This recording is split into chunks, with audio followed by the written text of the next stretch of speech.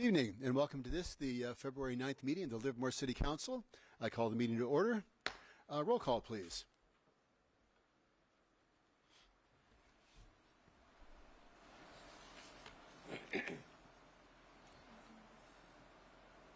Councilmember Barrientos. Still here. Councilmember Branning. Here. Councilmember Dunbar. Here. Vice Mayor Wong. Here. Mayor Marchand. Here. So we just came out of closed session. Oh, I'm sorry. Please join me in the Pledge of Allegiance. I pledge allegiance to the flag of the United States of America and to the republic for which it stands, one nation, under God, indivisible, with liberty and justice for all. Thank you. We just came out of closed session. Let me check with the city attorney. Is there any reportable action out of the closed session? Good evening, Kim Seeley, City Attorney. There's no reportable action. Okay, thank you very much. Moving on to proclamations and presentations, we've got a presentation of the 2025 Beautification Awards for Community Service.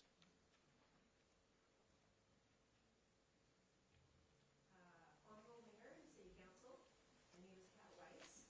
I'm a member of the Beautification Committee. Thank you for your time. It is my pleasure to present the winners for the first annual Community Service Awards.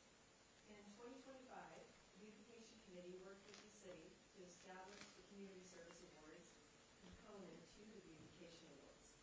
The Community Service Awards recognize citizens who work to maintain or enhance public spaces and encourage citizen participation in beautifying Livermore.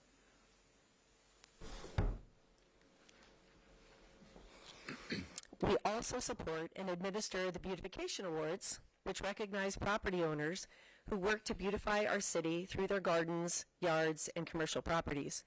The committee wanted to recognize hardworking citizens who may not own property or who are beautifying our city in other ways and should also have the opportunity to be recognized. I would like to welcome our winners up and then say a few words about them. Our first award goes to Ed Hugo.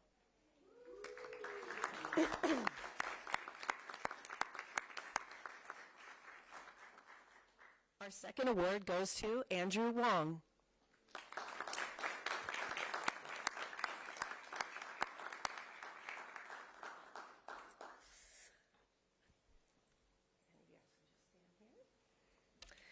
I live in South Livermore and have had numerous days where I noticed a gentleman, Mr. Ed Hugo, cheerily walking the public roads, picking up garbage, and offering passersby a blessed day.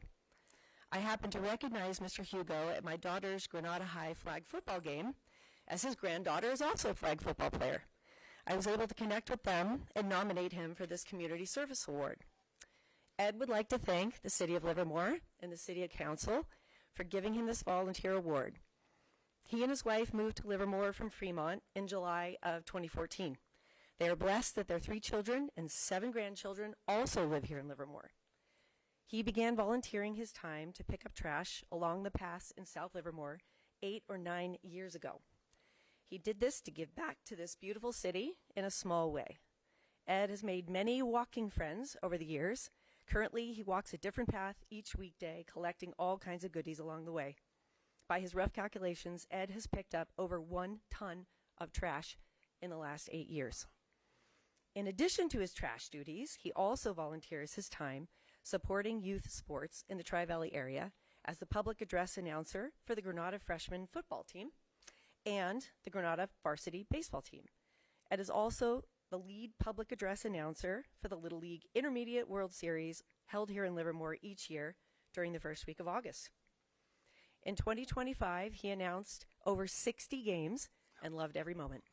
Ed wanted to convey this message, quote, "Thank you once again for bestowing this service award on me. I am humbled by this recognition and so grateful that my family could be here to enjoy this moment with me," unquote.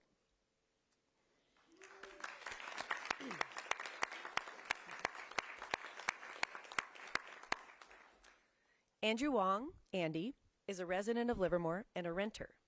Andy recognized the challenges that renters face with disposing of bulky items and other trash that require coordination with property owners who may or may not be able to offer their tenants these services. He moved to Livermore in 2020 for his job at LL&L, and he is proud to call this community home.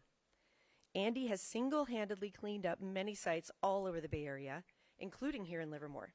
Every day, he works to keep Livermore and the Bay Area safe and welcoming through his solo volunteer efforts. He takes action where it's needed, and he shares his work to raise awareness and inspires others to help beautify their neighborhoods. Together, Andy says, small actions can create lasting change. He has perfected methods to deal with large sites by first assessing the hazardous materials involved, then gathering the necessary tools and bags to clean the area. Clear bags don't get ripped open.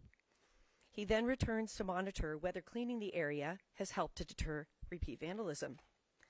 In 2024, Andy joined the Beautification Committee to headline the issue of illegal dumping in Livermore and to come up with solutions for folks who may not know of all the resources that they have at their disposal for illegally dealing with their refuse.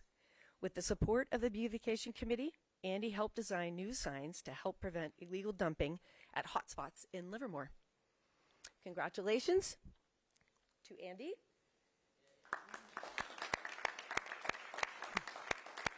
And to both of our inaugural winners of the 2025 Beautification Community Service Awards.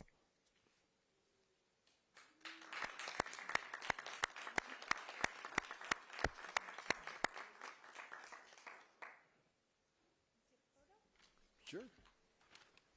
Come on, everybody. No. I didn't clean it up.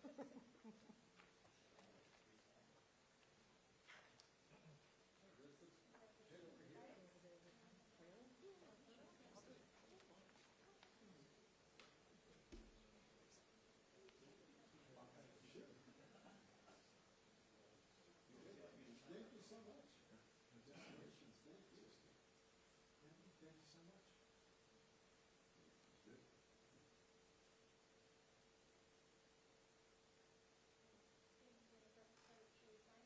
Will you sign?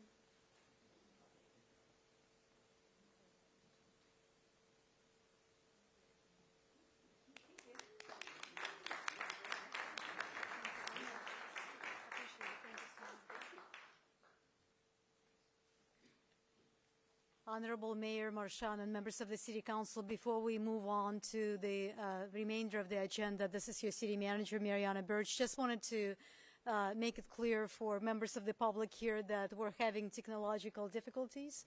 The 5 microphones at the dais are working, and this microphone is working as well, but not staff microphones. So you'll see us coming to the public microphone from time to time. In addition, Mr. Mayor, if I may just take a moment and introduce to the community our new city clerk, Amy Heavener. She joined us her first day with the city is today, and she's coming from the city of Moraga. Very excited to have her here today. She's replacing our retired city clerk, Debbie Elam. So welcome, Amy. Thank you, Mr. Mayor. Great. Well, thank you very much. And again, thanks to the Beautification Committee for putting together the awards program.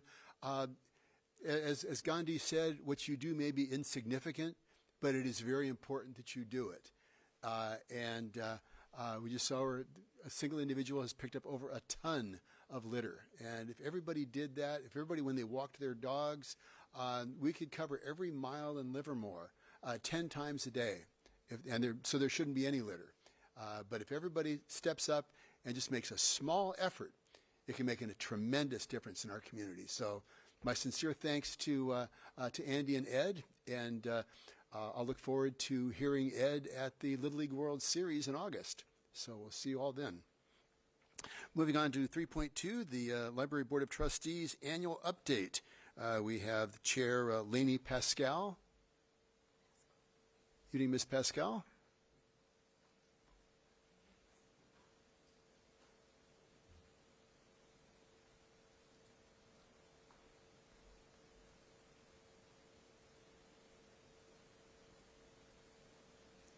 I started my career in a library, by the way.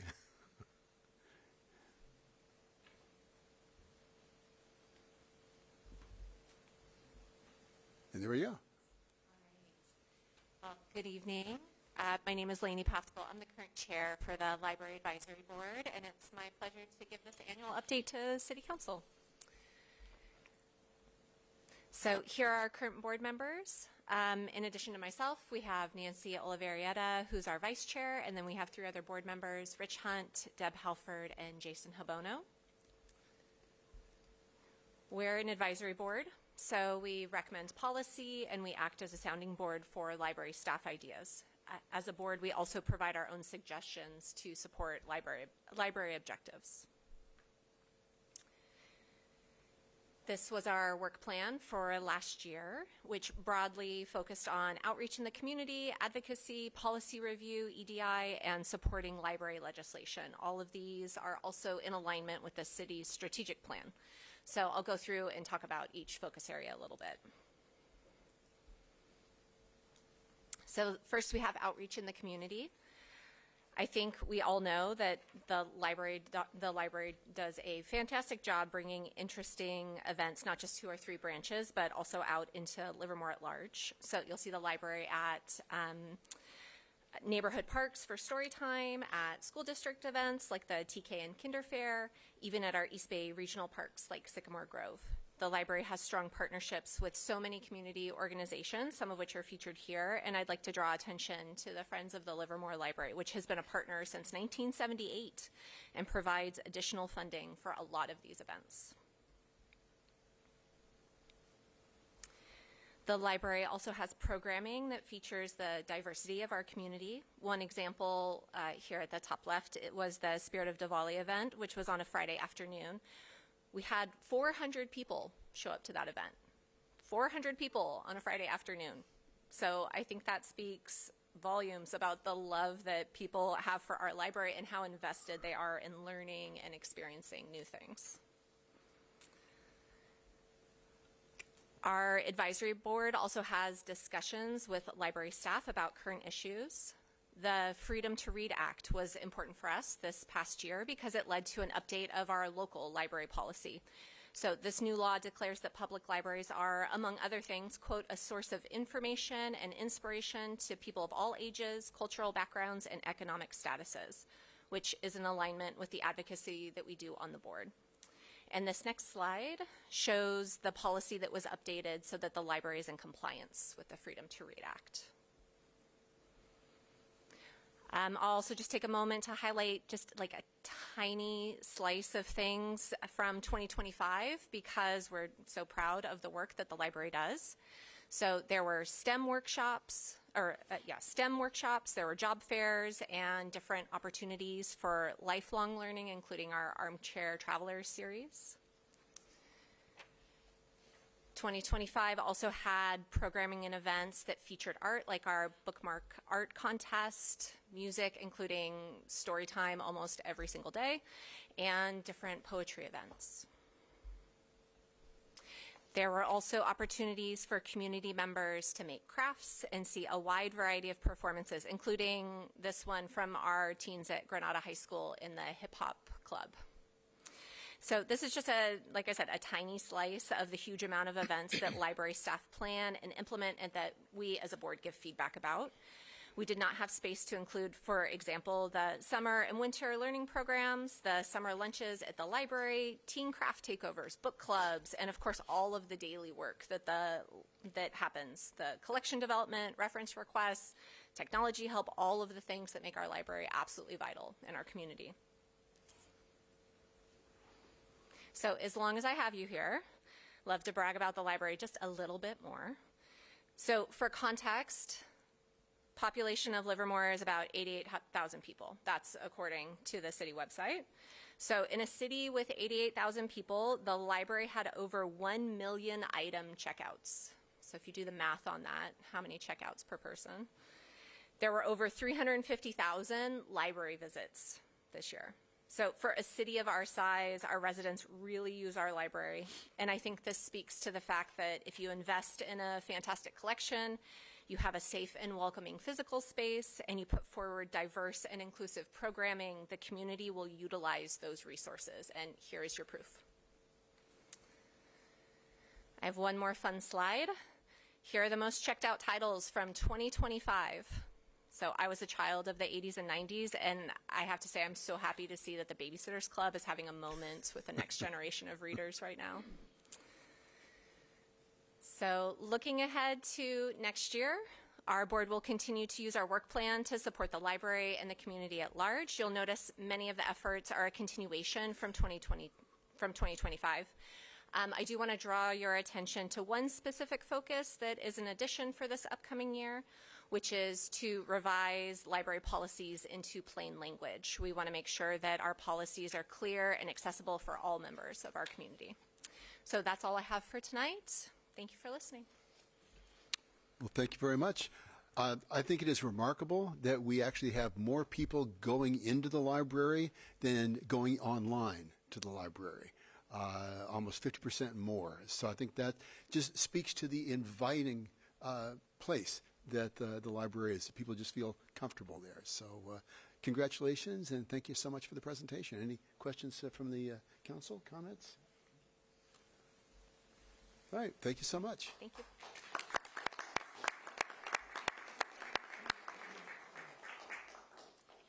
Okay, next we have a proclamation declaring February 2026 as American Heart Month. The Padmaja Vasareddy is here. She's the community director, community impact director for the American Heart Association.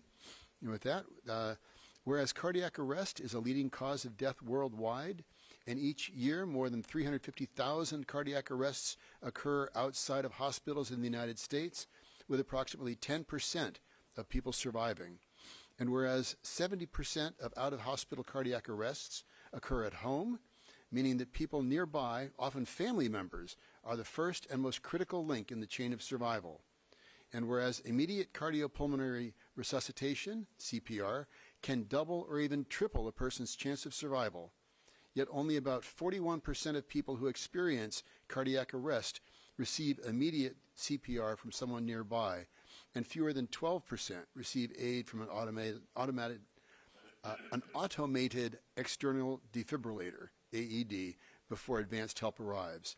And whereas the American Heart Association has set a bold goal to double survival from out-of-hospital cardiac arrest through its Nation of Lifesavers initiative by 2030, empowering people everywhere to confidently perform CPR and use AEDs, and whereas straightforward community-based solutions such as CPR and AED, public access to defibrillators and cardiac emergency response plans, CERPs, in schools, workplaces, and public spaces can save lives and strengthen community readiness.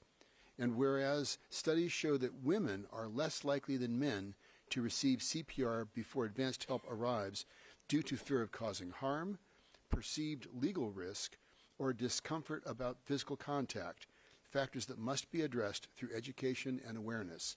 Now, therefore, the City Council of the City of Livermore proclaims February 2026 to be American Heart Month in the City of Livermore and encourages all residents to learn CPR, promote awareness of cardiac arrest and emergency response, and join the effort to build a nation of lifesavers, ensuring that every person, everywhere, is prepared to act in a cardiac emergency.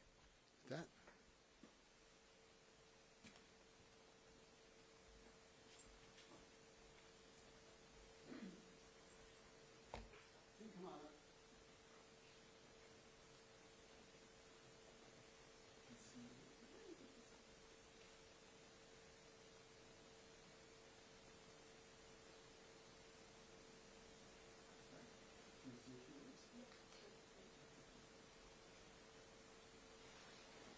Thank you so much. Hi, I'm Padmaja Vasareddy, Community Impact Director with the American Heart Association. Thank you for recognizing February as American Heart Month this year and for supporting our mission of saving lives from heart disease and stroke. This year, we are once again focused on building a nation of lifesavers and spreading the powerful message that you are the first responder until help arrives, so that every one of us is prepared to react to a cardiac emergency by calling 911 and knowing how to perform CPR. Over 350,000 people experience out-of-hospital cardiac arrest in the U.S. every year, and 90% of these are fatal. We have a bold goal to double cardiac arrest survival rates by 2030. As a Livermore resident, parent, and a member of the Heart Association's Bay Area team, I urge the people of Livermore to learn CPR. I did, and so can you. We also been proud to partner with the City of Livermore to advance tobacco retail policy through your 2019 adoption of a strong flavored tobacco sales restriction and tobacco retail license program. And we continue to promote the well-being of Livermore residents by working with local nonprofits such as Shepherd's Gate to provide healthy cooking and nutrition classes in the community. The American Heart Association gratefully accepts this proclamation and city's continued support of its work. Thank you so much. Thank you.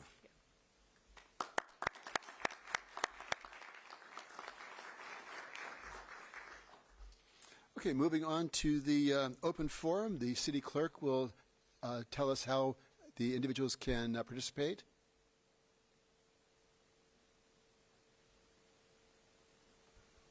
To provide comment, please fill out and turn in a speaker card found at the entrance of the council chamber. Speakers will be announced in the order received. Once public comment opens, each participant's name will be announced, and their 3 minutes will begin once at the lectern.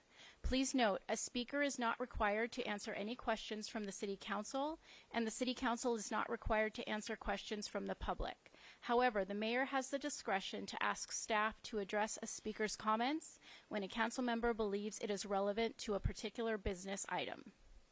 We have 2 speakers. Okay. The first speaker is Jim Schmidt, and the second is Joe Lee. Okay, thank you.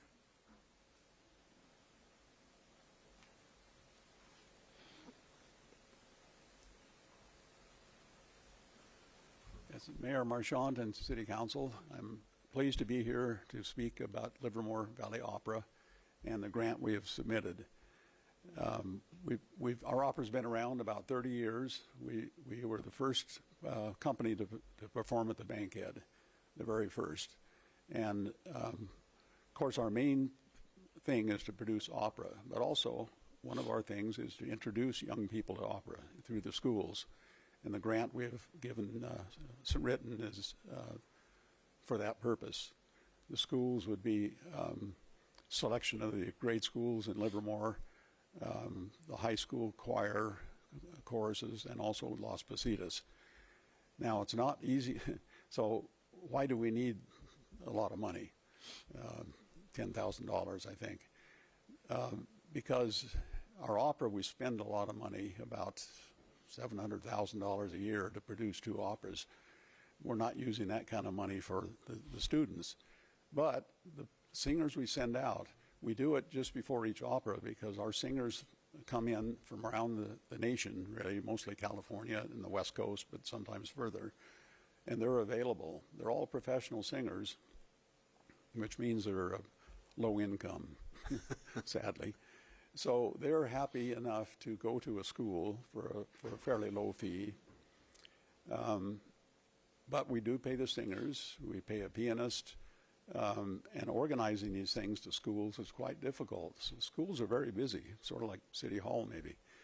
It's hard to get teachers to answer the phone, it's hard to get the principals, so we have to sometimes pay someone to spend quite a bit of time organizing each of these visits. And then when we do the presentations to the students, that varies quite a bit. Sometimes it's very similar to the opera we're doing. Other times it's not appropriate, and we have to come up with a new thing, which means you've got to take the music, reduce it, come up with new music, and new lines and various things. And we don't try to complicate it, but it's just a lot of work doing that. And the one I would like to say a little bit about, we also go to the high schools, and we go to the chorus class there. And the singer will usually demonstrate at one point, and we want to hear the kids singing too. And then we ask questions. The one question that always comes up is, how can you sing so loud? So it's an effective program, and Las Positas has taken a bigger role with it too, and a bigger interest. And the last thing I want to say is that on our final dress rehearsal, we invite parents and teachers to come free to our dress rehearsal. So at any rate, that's what's involved in this grant that we're asking for. And I don't know if, Mayor, does anyone have any questions? Great. Okay, Thank thank you you so very much. much. We have Joe Lee. I'm back to encourage City of Livermore to consider LibreOffice, released under the GNU General Public License, as a possible replacement for Microsoft Office. Benefits include no vendor lock-in, so the formats are released. It was Document Foundation, which is a nonprofit in Germany that develops, does the funding and the educational work, the promotion of LibreOffice, and they were the first to have a format that was published and adopted as an IEC/ISO international standard format. And it wasn't until after that that Microsoft hurried and submitted their stack of specifications for their formats, the DocX, PPTX, EXLSX, I guess, is those formats. It was after the open document formats were accepted as an IEC ISO international standard that Microsoft submitted their formats. So Document Foundation beat them to it. And it's freely specified, no vendor lock-in, there's no AI slop generators in LibreOffice, so nothing like that rammed down users' throats just to tell shareholders that look at these amazing numbers of people who are adopting this quote AI unquote, just to try to pretend that AI is popular. I don't think it is, at least in my circles. There's no remote kill switch because LibreOffice doesn't require an internet connection just to activate the program. It never has to talk to a server. It never has to report itself. And when it is connected to the internet, it doesn't dial home to its developer to announce itself, to report when the user's using the program, how frequently, when. Let's see. There's no license fees. No license fees are required. It's developed by a nonprofit in Germany, so the City of Livermore would be able to donate as much or as little as city wants or can, including donating zero, just to use the software. It doesn't require permission, and it's developed cooperatively worldwide. Thanks. Thank you. Any other speakers? Okay, with that, I'm going to close the public comment period, and we'll go on to the consent calendar. These are typically routine items that are passed on a single motion. Is there anything that anybody wishes to pull for comment? Do we have any public comment for consent? Okay, we do. Ellen Marling is here. Mr. Marling. Mayor and council members, this is in regards to item 6.2. Thank you for investing in Livermore's future. I appreciate the nearby solar and would like to see even more solar and wind energy installations combined with artistic displays, perhaps in gateways to the city, as well as in agrivoltaics, having solar shading crops such as wine vines, combining Livermore's traditions of science and wine, which together have the potential to inspire residents and tourists alike. Thank you. Thank you.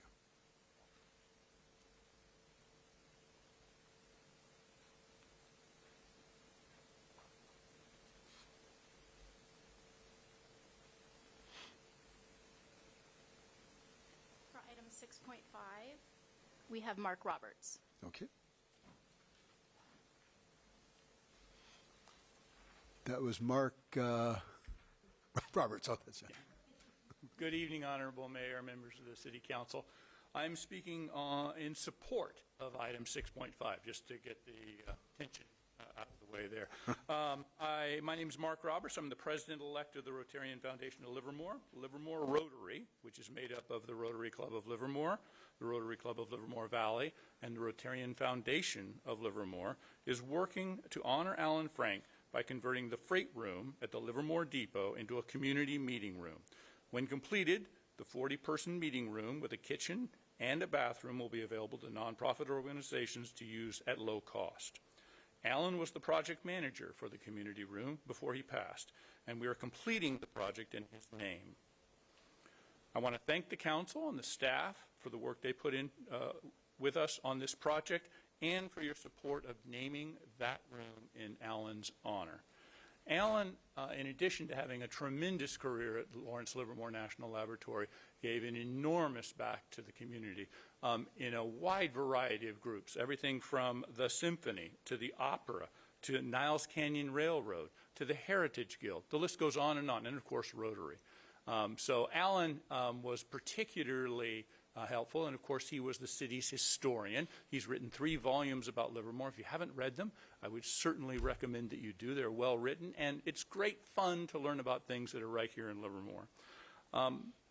Work is already underway on the project thanks to Livermore Rotary and the foundational grants given by the Fremont Bank Foundation and California Water Service Company, both who supported the project at $20,000 each. So those are tremendous service back to the community for that.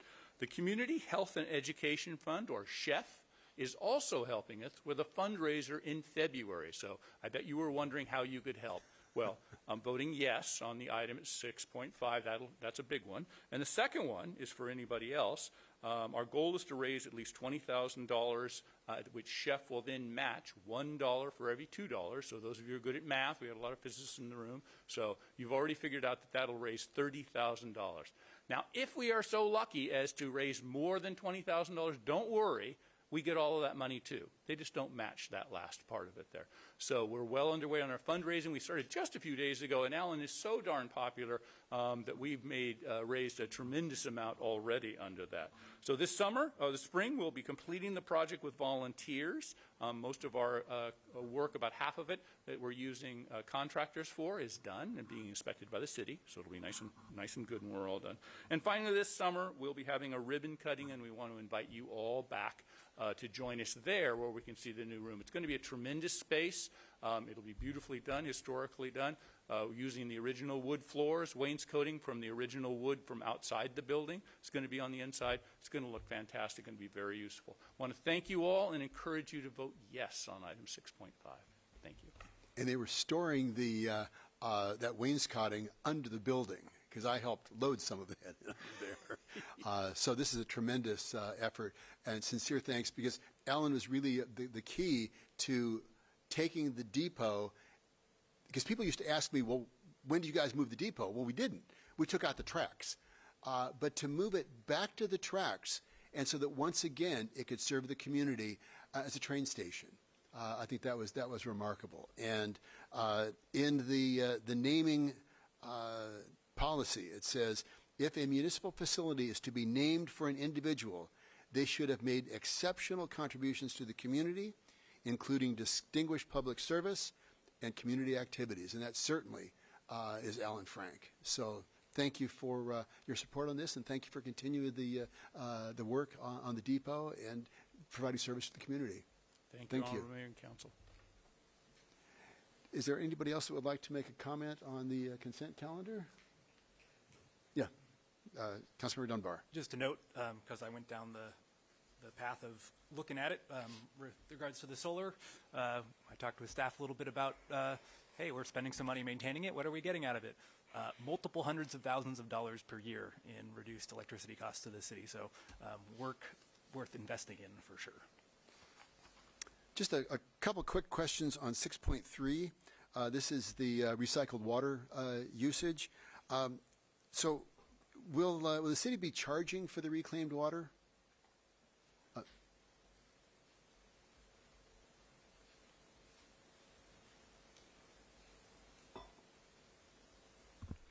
Good evening, Mayor. Carl Brown, Director of Public Works. At this time, we are not going to be charging for the recycled water. We want participants in the program because this is offsetting the use of potable water. And we will be looking at possible charges later on through the rate development studies of the future. And then there will be a permitting process that is designed to cover a lot of the portion of the cost from staff time. Okay. And then this will be an unmanned facility, an unpersoned facility, as it were? Yes, there will not be a person attending the facility for filling operations from the users, but the users will be trained how to safely operate that station, and it will be monitored at least once per day to ensure operation of it. Okay. And will anybody who participates be required to sign a waiver to hold the city harmless in case they trip or fall on the site? Yes, they will be required through the permitting process to sign a waiver as well. Okay, very good. Thank you. Okay, so that's 6.3. On 6.6, I just had a couple of comments. This is the grant program that Mr. Schmidt was speaking of. The Livermore Valley Opera. These are professional productions. They're production of Die Fledermaus and The Flying Dutchman. The Flying Dutchman was amazing. And The Magic Flute was incredible. And Don Giovanni. You've done some world-class opera, and it truly is remarkable.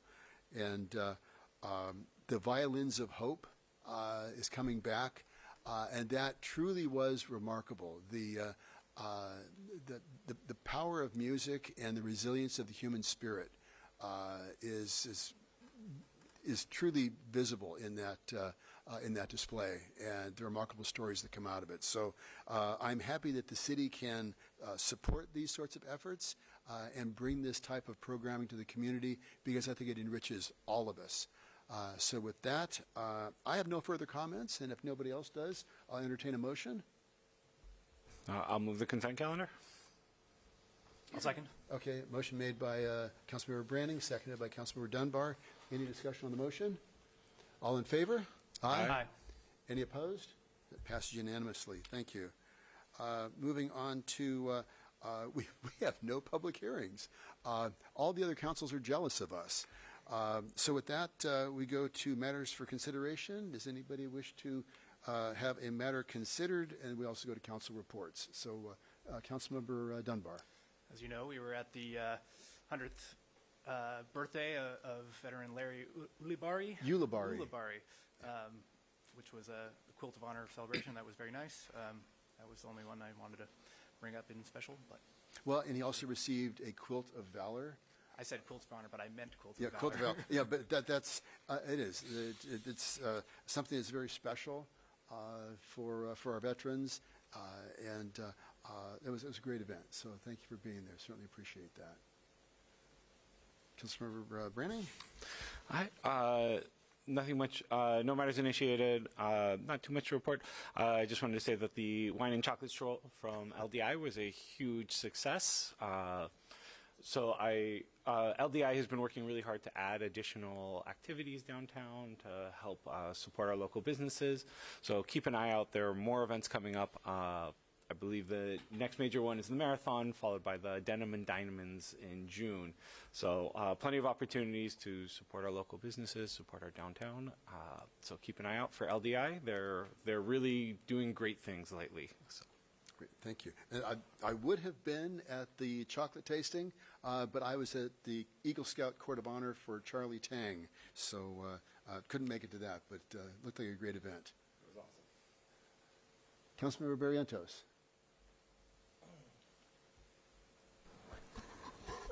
Just a couple comments.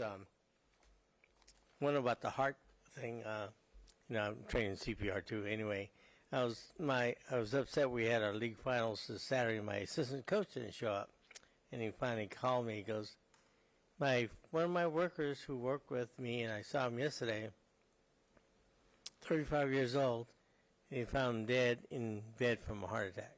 He went home from work that day, and he died. And he was shocked, and he was attending to that. The other thing is, I appreciate Mariana for the things you do.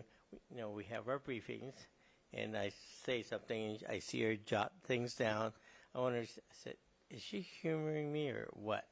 Anyway, I made a comment about the railroad crossing over at Vasco and Las Positas because it was getting rough. The asphalt was falling apart, and you could feel a nice bump as you go over. And I mentioned that, and I went by today. I said, what's going on over there? Oh, there they are, fixing the whole railroad crossing. So thank you. Appreciate that. And little things that really make this city council and this city great to be in. Thank you. Vice Mayor Wong. I forgot to write down on my calendar to submit my council report, so you're going to have to bear with me while I do this verbally, but I'll make it quick. I have 3 committee meetings since the last city council meeting. One was the LAFTA Finance Administration Committee on January 27th, and wasn't much on the agenda, just mostly discussion of the 2026 legislative program. And then we had the LAFTA Board of Directors meeting on February 2nd, and we received an update on capital projects and discussed the 2026 legislative program, and also recognized our driver, Sergio Grajeda, for 25 years of safe driving for LAFTA. And then I just came from the Tri-Valley Transportation Council meeting. We updated the bylaws, we approved applications for funding for several projects, and discussed the FY26 and FY27 budgets. And it was by far the meatiest agenda I've had since I've been on that committee, and so I was rushing to get back over here. And then I just attended I attended events for Mayor Marchand while he was at the mayor's conference. So there were ribbon cuttings and sworn 2 boards of director for LDI and Chamber of Commerce, and attended multiple community events, particularly for Lunar New Year, which is coming up, and also Black History Month, and several great events at the library for Black History Month, and I'm going to go to them all. So hope to see you out there. And don't forget Brian Copeland. That was another good one. Yes, we were both there yesterday. As the Vice Mayor pointed out, I was at the U.S. Conference of Mayors, met with HUD and Department of Transportation staff, met with, had meetings with Senators Schiff and Padilla, talking to them about some of the major issues that we're dealing with. Attended the conference and also talked with and networked with a lot of the other mayors, talked about the similar problems that we deal with. And again, the Sergeant Ulibarri and the Eagle Scout Court of Honor. Just a quick question for Mr. Roberts. How can people participate in the fundraiser for Chef? I meant to ask that before you sneaked off there. Well, thanks for asking. So what you can do is you can go to the Chef website. So if you've got your phone, you can actually type in the capital letter CHEF and add the word Livermore after it so that you don't get odd sorts of things popping up. And that should take you right to the Community Health and Education Fund website. You can also type in that whole long name there. And then the very top fundraiser on there is called Building a Legacy. And that is Alan Frank's community room. So you click on that and enter your information. If you're paying by credit card, 100% of what you give by credit card goes to us. Chef covers all of the fees and charges for that. So you can earn some miles, do good by doing well, as they say. So go right to the Chef website. And it is time sensitive. We're wrapping up the fundraising at the end of February. It's a short month. We have 3 days less than some months. Over the next few weeks. And don't worry if we've hit our goal. Like I said, we still get all the proceeds no matter what that is. They just stop matching when we hit $20,000. The community has been very generous. And for those who'd like to help out, we'd love to have your name on the wall as well. Excellent. And for a great cause and for a great individual who did some tremendous service for our community. So absolutely. Thank you very much. I think it's important to honor people who give back. They make our community worth living in. Thank you so much. Thanks. And thank you for being one of those people, too. Okay, with that, there being no further matters coming before the council, nothing from the staff, This meeting is adjourned. Thank you.